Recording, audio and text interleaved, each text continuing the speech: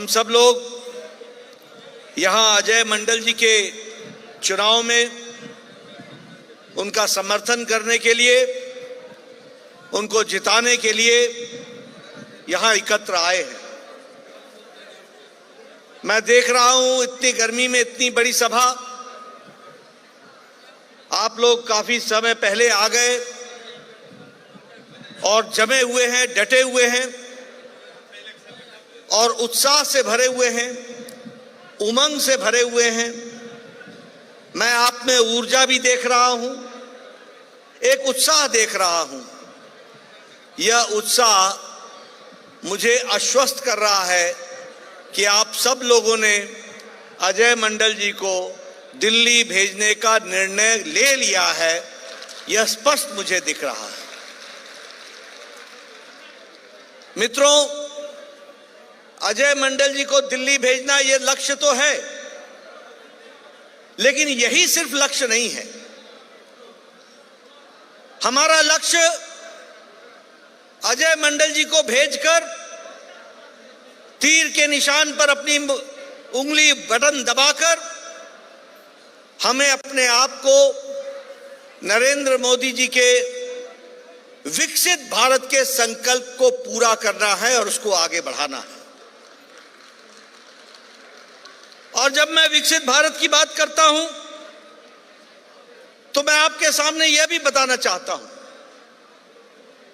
कि आज मोदी जी के नेतृत्व में चाहे देश की राजनीति हो, चाहे प्रदेश की राजनीति हो, सब में बहुत बड़ा परिवर्तन 10 साल में आ गया, बहुत बड़ा परिवर्तन। एक समय था जब आप राजनीति और राजनेता और राजनीतिज्ञों के बारे में आपकी टिप्पणी होती थी, आपका कहना होता था कि यहां कुछ नहीं बदलेगा, ये तो ऐसे ही चलेगा, ये सभी राजनेता बेईमान हैं, इसके ढर्रे में कोई फर्क नहीं आएगा। एक उदासीन मानसिकता में आप जी रहे थे। सब बराबर हैं, कोई फर्क नहीं पड़ता, कोई आ जाए कोई चला जाए। ये मानसिकता साधारण व्यक्ति की, भारत के राजनीति के मानवीय की बनी हुई थी। लेकिन 10 साल में यह अंतर आ गया कि आज भारत का साधारण मानवी भी विकसित भारत के संकल्प के लिए साथ खड़ा होकर के चलने के लिए तैयार हो गया। यह बदलता भारत है, यह बदलता भारत है। आज लोग संकल्प ले रहे हैं कि भारत बदल रहा है, भारत आगे बढ़ रहा है। यही बिहार की तस्वीर, मैं तो यहां मेरे बचपन के 20 साल गुजरे, मैंने देखा है वो भारत, और मैंने वो भागलपुर भी देखा है। मैं आज चर्चा कर रहा था, मैंने सम्राट जी को कहा भागलपुर की सड़कें बदल गई हैं, नहीं तो पहले पता नहीं चलता कि था कि गड्ढे में सड़क है या सड़क में गड्ढा है। मैंने वो भी दिन देखे। लेकिन आज बदलता भारत, बदलता बिहार, बदलता भागलपुर, ये भी मैं अपनी आंखों से देख रहा हूं। और ये अंतर राजनीतिक सोच के कारण आया, राजनीतिक तौर तरीके के कारण आया, राजनीति की संस्कृति के कारण आया। पहले आप चुनाव में पूछा करते थे कौन जाति है, अगड़ा है कि पिछड़ा है, गंगा के ई पार का बा कि ऊ पार के बा, दियरा के है कि कहां का है। आज विकासवाद की राजनीति हो रही है। अभी सम्राट चौधरी जी ने आपके सामने जितने मुद्दे रखे सब विकास के रखे। अभी अजय मंडल जी बोल रहे थे, उन्होंने कहा कि मैं विकास करूंगा, यह विकासवाद की राजनीति। आज राजनीतिक दृष्टि से यह बदलती हुई परिदृश्य हमको दिख रही है। और मैं ये मानता हूं बिहार के बारे में कि बिहार राजनीतिक दृष्टि से बड़ा सजग है, कितनी भी तकलीफ सह लेगा, लेकिन देश के प्रति और प्रदेश के प्रति अपने दायित्व से पीछे नहीं हटता है बिहार। इस बात को मैं जानता हूं और इसीलिए आपसे मैं ये चर्चा करना चाहता हूं। आज कोरोना की आपदा के बाद और यूक्रेन युद्ध के बाद दुनिया का अर्थव्यवस्था चरमरा गई है। आज अमेरिका की अर्थव्यवस्था में मुसीबत है। आज यूरोप की अर्थव्यवस्था डगमगाई हुई है। आज यूक्रेन की लड़ाई के साथ साथ रशिया की भी अर्थव्यवस्था बिगड़ी हुई है, जापान की बिगड़ी हुई है, ऑस्ट्रेलिया की बिगड़ी हुई है। लेकिन मुझे आपको बताते हुए खुशी हो रही है कि भारत दुनिया में अकेला ब्राइट स्पॉट है तो वो भारत है, और भारत मजबूती के साथ खड़ा है। दुनिया की अर्थव्यवस्था पिछड़ रही है और भारत 5 साल पहले 11वें नंबर पर खड़ा था। आज भारत की अर्थव्यवस्था 5वें नंबर की अर्थव्यवस्था बन गई, 5वें नंबर की। और आपको यह भी जानकर खुशी होगी कि जिस ब्रिटानिया ने, जिस ब्रिटेन ने, जिस ब्रिटिश ने हमको 200 साल राज किया, उसको पछाड़कर आज भारत 5वें नंबर पर खड़ा है। और आप अजय मंडल जी को चुनाव जिताएंगे, मोदी जी को आप प्रधानमंत्री तीसरी बार बनाएंगे और 2027 में भारत तीसरे नंबर की अर्थव्यवस्था बन जाएगा। यह मैं आपको बताना चाहता हूं। यह अंतर है। मैं यहां आपको यह भी बताना चाहता हूं दुनिया के बारे में, देश के बारे में। हम सब लोग बचपन में सुना करते थे ये जापानी गाड़ी है, ये टोयोटा है, ये डैटसन है, ये जापान की गाड़ी है। आज ऑटोमोबाइल इंडस्ट्री में और ऑटोमोबाइल के एक्सपोर्ट में, मार्केट में भारत ने जापान को पिछाड़कर अब तीसरे नंबर का ऑटोमोबाइल मार्केट भारत बन गया है। इसको भी हमको समझ लेना चाहिए। आज हम दवाई में दुनिया में सबसे ज्यादा दवाई पैदा करने वाले, मैन्युफैक्चर करने वाला दुनिया का दूसरे नंबर का स्थान भारत का है। दुनिया में कि हम डिस्पेंसरी बन गए हैं, दुनिया को हम दवाई देने वाले देश बन गए हैं। 138% हमारा एक्सपोर्ट बढ़ गया है, हमारा निर्यात 138% बढ़ गया है। आज भारत सबसे सस्ती और सबसे असरदार दवा भारत बना रहा है। यह आपको जानकर के खुशी होगी। पेट्रोकेमिकल्स में भारत 106% एक्सपोर्ट हमारा बढ़ गया है।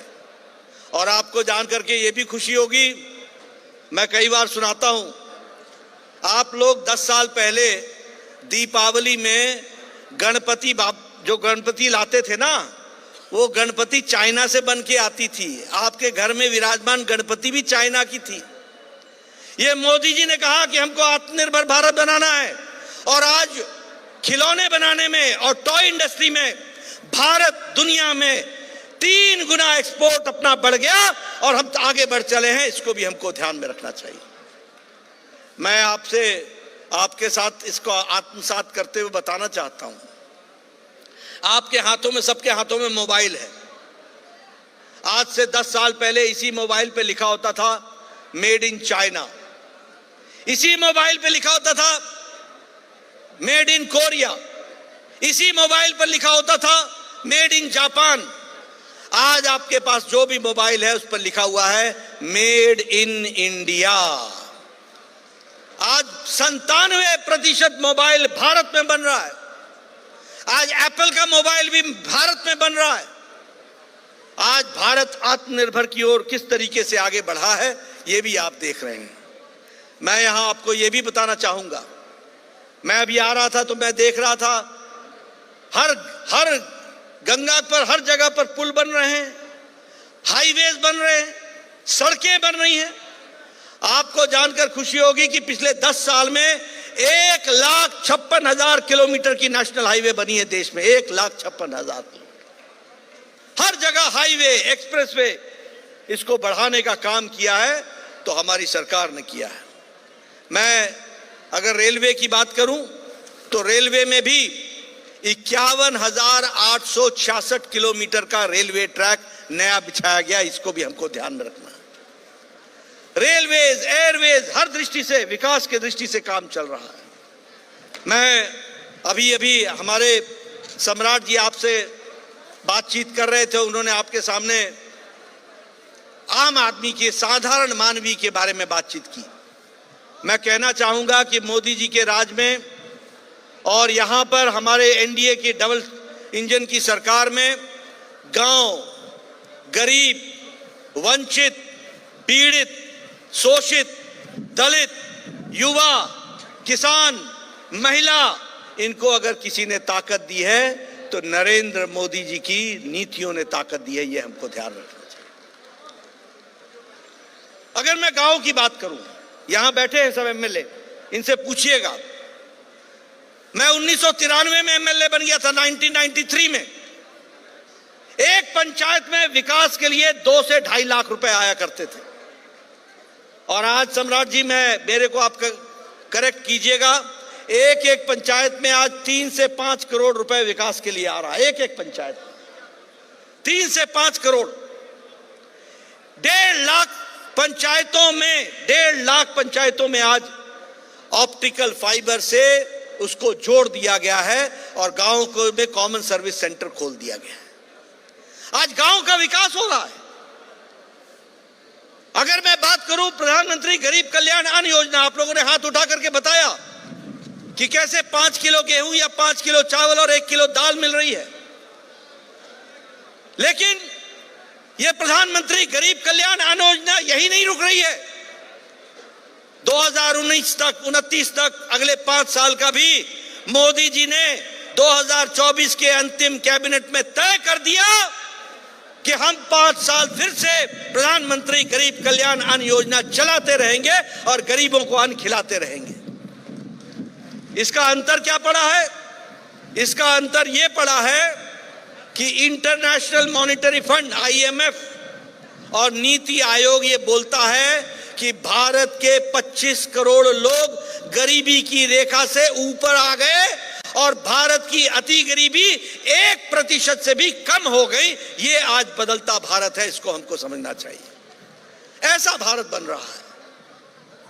अगर मैं बात करूं किसान सम्मान निधि की, 11 करोड़ की जनता, 11 करोड़ किसान, कभी सुना कि हर चौथे महीने 2-2 हजार रुपए उनके खाते में सीधा पैसा ट्रांसफर हो रहा है और लगभग 2,50,000 करोड़ रुपए ट्रांसफर हो चुके हैं।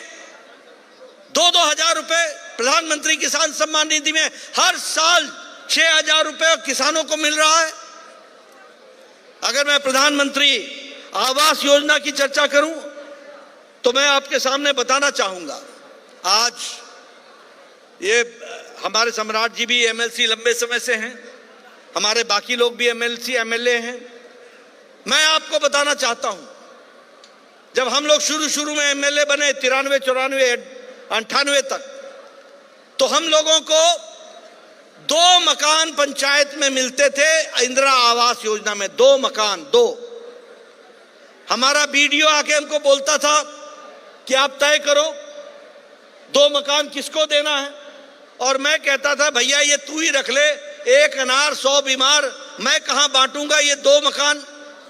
आज मोदी जी के राज में मोदी जी ने 4 करोड़ प्रधानमंत्री आवास योजना में घर बनाए। 4 करोड़। एक पंचायत में 40-40 मकान, 30-30 मकान। कभी सोचा नहीं था। और अभी हम लोगों ने संकल्प लिया है, अजय मंडल को चुनाव जिता के भेजना, 3 करोड़ और मकान बनेंगे, 3 करोड़ और घर बनेंगे। इस तरीके से विकास होगा। मैं आपके सामने यह भी बताना चाहता हूं, आयुष्मान भारत की बात भी करना चाहता हूं। आपने सुना होगा, और हमारे MLA पहले क्या किया करते थे, एक चिट्ठी लिखते थे। किसको? मुख्यमंत्री को। क्या लिखते थे? मुख्यमंत्री जी, मेरे इलाके में एक फलाना सज्जन है, बड़ा गरीब है, उसके हार्ट का ऑपरेशन होना है, बाईपास होना है, वैल्व लगना है, किडनी का ऑपरेशन होना है, कैंसर का बीमार है, कृपया उसको 2 लाख, 2.5 लाख, 3 लाख, 4 लाख देने की अनुशंसा करिए। ऐसी चिट्ठियां लिखते थे। और जहां हम 2 लाख मांगते थे हमको 1 मिलता था, जहां हम 1.5 लाख मांगते थे हमको 75,000 मिलता था। बाकी हम जनता से इकट्ठा करते थे। आज मोदी जी ने आयुष्मान भारत में 10 करोड़ 74 लाख परिवार, भारत के 55 करोड़ लोग, भारत की 40% की आबादी जो गरीब है, कौन है ये गरीब लोग? रिक्शा वाला, ठेला वाला, रेड़ी वाला, फेड़ी वाला, सब्जी वाला, बस का ड्राइवर, बस का क्लीनर, बस का कंडक्टर, ट्रक का क्लीनर, लिफ्ट चलाने वाला, होटल में वेटर का काम करने वाला, सैलून में बाल काटने वाला, ऐसे गरीब लोग, कूड़ेदान से प्लास्टिक इकट्ठा करने वाला, ऐसे गरीब लोगों को मोदी जी ने 5 लाख रुपए का हर साल हेल्थ का कवर दिया और उनको हेल्थ के इलाज के लिए दिया। और अभी हम लोगों ने तय किया है संकल्प पत्र में, ये किन्नर समाज जिसको कोई नहीं पूछता था, जिसकी कोई व्यवस्था नहीं थी, उस किन्नर समाज के लोगों के लिए भी और देश के सभी 70 साल के ऊपर के बुजुर्ग और माताओं के लिए, किसी भी आमदनी का हो, गरीब हो, अमीर हो, किसी भी जाति का हो, उन सबको मोदी जी ने 5 लाख रुपए का हेल्थ कवर हर साल देने का आयुष्मान भारत में निर्णय ले लिया है और इसको हम आगे बढ़ाएंगे, ये भी मैं बताना चाहता हूं। इस प्रकार से परिवर्तन लाने का काम चल रहा है। जल जीवन मिशन में 11 करोड़ घरों को हर घर जल, हर घर नल, इसको बढ़ाने का काम भी किया है। मैं यहां यह भी बताना चाहता हूं कि भागलपुर को स्मार्ट सिटी में जोड़ लिया गया है और ऐसे 4 सिटीज को लिया गया है, 4 शहरों को, बड़े शहरों को लिया गया है और 2660 करोड़ रुपए खर्च हो रहे हैं, जिसमें से भागलपुर भी आता है और भागलपुर को भी खर्च में दिया जा रहा है। 8 मेडिकल कॉलेज खोले जा रहे हैं बिहार में। कभी सोचा था कि पूर्णिया में मेडिकल कॉलेज खुलेगा, कभी सोचा था कि सारण में मेडिकल कॉलेज खुलेगा, सीवान में खुलेगा, बक्सर में खुलेगा। भागलपुर तो खैर पुराना मेडिकल कॉलेज है, लेकिन आज छोटे छोटे स्थानों पर भी 8 मेडिकल कॉलेज खोलने का काम मोदी जी ने लिया है और उसको संकल्प करके पूरा कर रहे हैं। और बिहार में 3500 किलोमीटर की नेशनल हाईवे सड़क बन रही है। हम रांची से, वाराणसी से और कलकत्ता से सीधे एक सड़क से जोड़ेंगे। 1572 किलोमीटर की सड़क बनेगी, 1572 किलोमीटर की नेशनल हाईवे सड़क। आज वंदे भारत की ट्रेन न्यू जलपाईगुड़ी तक जा रही है, लखनऊ तक जा रही है, हावड़ा तक जा रही है, पटना से रांची जा रही है और अमृत भारत में दरभंगा, अयोध्या, आनंद विहार वो भी चल रही है। और सबसे बड़ी बात यह है कि आपके यहाँ का रेलवे स्टेशन, उसको भी आगे बढ़ाया जा रहा है। 5 नए रेलवे स्टेशन उसको रीडेवलप किया जाएगा भागलपुर में और वैसे कुल मिलाकर के 29 रेलवे स्टेशन बिहार में डेवलप किए जाएंगे, जिसमें से 5 रेलवे स्टेशन आपके आते हैं। एक पीरपैंती आता है, शिव नारायणपुर, कहलगांव, सबौर और भागलपुर। ये सारे रेलवे स्टेशन वर्ल्ड क्लास के रेलवे स्टेशन बन जाएंगे। एयरपोर्ट और रेलवे स्टेशन में अंतर नहीं नजर आएगा। इस प्रकार से विकास हो रहा है। भागलपुर को सुपर स्पेशलिटी ब्लॉक बना करके दिया, 200 करोड़ रुपए खर्च किए गए। इस तरीके से विकास के काम को आगे बढ़ाने का काम किया है। मैंने आपके सामने विकास की एक छोटी सी तस्वीर खींचने का काम किया, किस तरीके से साधारण व्यक्ति को मजबूती देने का काम चल रहा है, किस तरीके से महिलाओं का सशक्तिकरण हो रहा है। इस बार हम लोगों ने तय किया है मोदी जी के नेतृत्व में अगले 5 साल में 3 करोड़ बहनों को लखपति दीदी बना दिया जाएगा और उसके लिए उनको आर्थिक रूप से मदद दी जाएगी। 3 करोड़ बहनों को हर तरीके से विकास के काम को आगे बढ़ा रहे हैं। और अजय मंडल जी जो हमारे प्रत्याशी हैं, मुझे पूरा विश्वास है कि उनके नेतृत्व में जो समाज की सेवा में हमेशा लगे रहते हैं, उनको आपका आशीर्वाद मिलेगा और आपके आशीर्वाद के साथ वो आगे बढ़ेंगे। बोलिए, आपका आशीर्वाद मिलेगा ना? मिलेगा ना? मिलेगा ना? मित्रों, मैंने आपके सामने अपनी पार्टी एनडीए, तीर के बारे में, कमल के बारे में बहुत सी चर्चा की, लेकिन अगर मैं अपने विरोधियों के बारे में प्रकाश न डालूं तो शायद मेरी यात्रा अधूरी रह जाएगी। हम किससे लड़ रहे हैं? कौन है हमारे विरोध में? कौन है वो लोग? क्या है उनका उद्देश्य? ये जो इंडी अलायंस है ना, घमंडिया अलायंस, ये घमंडिया अलायंस दो बातों का गठबंधन है, दो बातों का। एक गठबंधन है परिवारवादी पार्टियों का गठबंधन है, ये सब परिवारवादी पार्टियां, सब परिवारवादी पार्टी। और दूसरा गठबंधन है ये सभी भ्रष्टाचार को बचाने वाली पार्टियां हैं, ये सभी भ्रष्टाचारी पार्टियां हैं, सभी भ्रष्टाचारी पार्टियां हैं, कोई बचा नहीं है। जो लोग जिंदगी भर एक दूसरे के खिलाफ लड़ते रहे, आजकल गलबाइयां करके घूम रहे हैं, दोस्ती करके घूम रहे हैं। क्यों? इसलिए कि भ्रष्टाचार में आकंठ डूबे हुए। मैं आपके सामने देश की तस्वीर थोड़ी सी खींचना चाहता हूं, मैं देश की तस्वीर आपके सामने खींचूंगा। बताइए, जम्मू कश्मीर में फारूक अब्दुल्ला, उमर अब्दुल्ला परिवार की पार्टी है कि नहीं है? जरा जोर से बोलना भैया, परिवार की पार्टी है कि नहीं है? मुफ्ती मोहम्मद और महबूबा मुफ्ती परिवार की पार्टी है कि नहीं है? सुखबीर बादल परिवार की पार्टी है कि नहीं है? आप बताइए, चौटाला परिवार की पार्टी है कि नहीं है? आप बताइए, ये अखिलेश डिंपल परिवार की पार्टी है कि नहीं है? आप बताइए, लालू, राबड़ी, तेजस्वी, तेज प्रताप, मीसा, ये सारे परिवार की पार्टी है कि नहीं है? है कि नहीं है परिवार की पार्टी? ये पड़ोस में ममता, अभिषेक परिवार की पार्टी है कि नहीं है? आप बताइए, दक्षिण में केसीआर, केटीआर, कविता, ये परिवार की पार्टी है कि नहीं है? आप बताइए, करुणानिधि, उदयनिधि, स्टालिन परिवार की पार्टी है कि नहीं है? आप बताइए, शरद पवार, सुप्रिया सुले परिवार की पार्टी है कि नहीं है? आप बताइए, उद्धव ठाकरे, आदित्य ठाकरे, ये परिवार की पार्टी है कि नहीं है? आप बताइए, राहुल गांधी, सोनिया गांधी और प्रियंका गांधी, ये भी परिवार की पार्टी है कि नहीं है? बाकी सब झुनझुना बजाओ, ये सब परिवार की पार्टियां हैं, सारे परिवार की पार्टियां।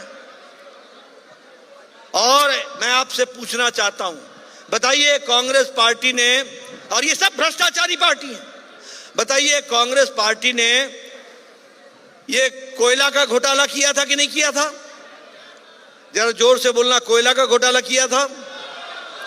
आप बताइए, कांग्रेस ने पनडुब्बी घोटाला किया था, 2G घोटाला किया था, कॉमनवेल्थ गेम्स का घोटाला किया था?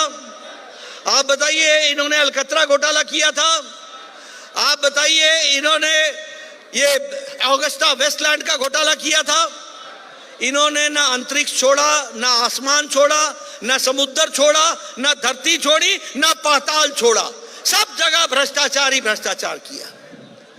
आप बताइए, अखिलेश ने लैपटॉप घोटाला किया कि नहीं किया? गोमती रिवर फ्रंट का घोटाला किया कि नहीं किया? अनाज का घोटाला किया कि नहीं किया? आप बताइए, ममता के मंत्रियों ने टीचर भर्ती घोटाला किया कि नहीं किया? आप बताइए, के कविता ने शराब घोटाला किया कि नहीं किया? आप बताइए, अरविंद केजरीवाल ने शराब घोटाला किया कि नहीं किया? दवाई का घोटाला किया कि नहीं किया? ये सब घोटालेबाज, ये सारे घोटालेबाज एक साथ मिल गए हैं। आप देखो, राहुल गांधी जमानत पर, सोनिया गांधी जमानत पर, संजय सिंह जमानत पर, लालू यादव जमानत पर, हमारा ये पी चिदम्बरम जमानत पर, कार्तिक चिदम्बरम जमानत पर, ये सब जमानत पर। और आप बताइए, अरविंद केजरीवाल जेल में, हमारा मनीष सिसोदिया जेल में, सत्येंद्र जैन जेल में, हमारा आजम खान जेल में, ये सब जेल में, आधे बेल पर हैं और आधे जेल में हैं। ये इनकी कहानी है, इसको आपको ध्यान में रखना है। ये घमंडिया गठबंधन भ्रष्टाचारियों का गठबंधन है, ये घमंडिया गठबंधन ये परिवार वालों का गठबंधन है, और कुछ नहीं है। आप बताइए, मीसा बेल पर है कि नहीं है? आप बताइए, तेजस्वी बेल पर है कि नहीं है? आप बताइए, सारा परिवार बेल पर है कि नहीं है? सब घोटाले पे घोटाला, घोटाले पे घोटाला। ऐसे लोगों को आगे आने देना है क्या? आने देना है क्या? हमारे अनिल शर्मा जी बैठे हैं, हमारे पुराने नेता, हमें याद आ गया बचपन का। हम स्कूटर पर ये कांग्रेस के खिलाफ लड़ाई लड़ते थे और ये लालू यादव, ये मीसा नाम कैसे पड़ा? मीसा नाम इसलिए पड़ा कि ये जेल में थे, कांग्रेस ने इनको जेल में डाला हुआ था जयप्रकाश नारायण आंदोलन में, और तब मीसा पैदा हुई थी तो उसका नाम मीसा रखा गया था। Maintenance of internal security act इसमें गए थे। आज कांग्रेस के साथ गांधी मैदान में राहुल गांधी उसके मिसेस गांधी के पोते के साथ बैठ करके गपशप मार रहे हो और घर में मटन बनाना सिखा रहे हो। मटन बनाना, ये दोस्ती, ये हालचाल, ये रवैया। अरे गंगा में बहुत पानी बह गया भाई, कौन कौन दोस्त हो गए, क्या क्या दोस्ती हो गई, कैसी कैसी दोस्ती हो गई। जिन लोगों ने भ्रष्टाचारियों के खिलाफ लड़ रहे थे वो खुद भ्रष्टाचारी हो गए और आखिर भ्रष्टाचार में डूब गए और फिर भ्रष्टाचारियों के साथ दोस्ती हो गई। इतना बदलाव आ गया। बताइए, ऐसे लोगों को आने देना है क्या? बिहार की धरती ऐसे लोगों को आगे आने देगी क्या? आने देगी क्या? मैं इधर से सुनना चाहता हूं, मैं बहनों से सुनना चाहता हूं, आने देगी क्या? मित्रों, ये समय की आवाज है, ये बिहार प्रदेश के विकास की आवाज है, ये समय का तकाजा है कि 26 तारीख को आपकी उंगली ने कमाल करना है और तीर पर बटन दबाकर अजय मंडल को दिल्ली भेजना है और मोदी जी को तीसरी बार प्रधानमंत्री बनाना है। इसके लिए आपने काम करना है। बोलिए, आप करेंगे ना? करेंगे ना? चुनाव जिताएंगे ना? मैं आश्वस्त होकर जाऊं कि भागलपुर की सीट एनडीए की सीट है। आश्वस्त होकर जाऊं। बहुत बहुत धन्यवाद। जय भारत, जय भागलपुर, जय बिहार।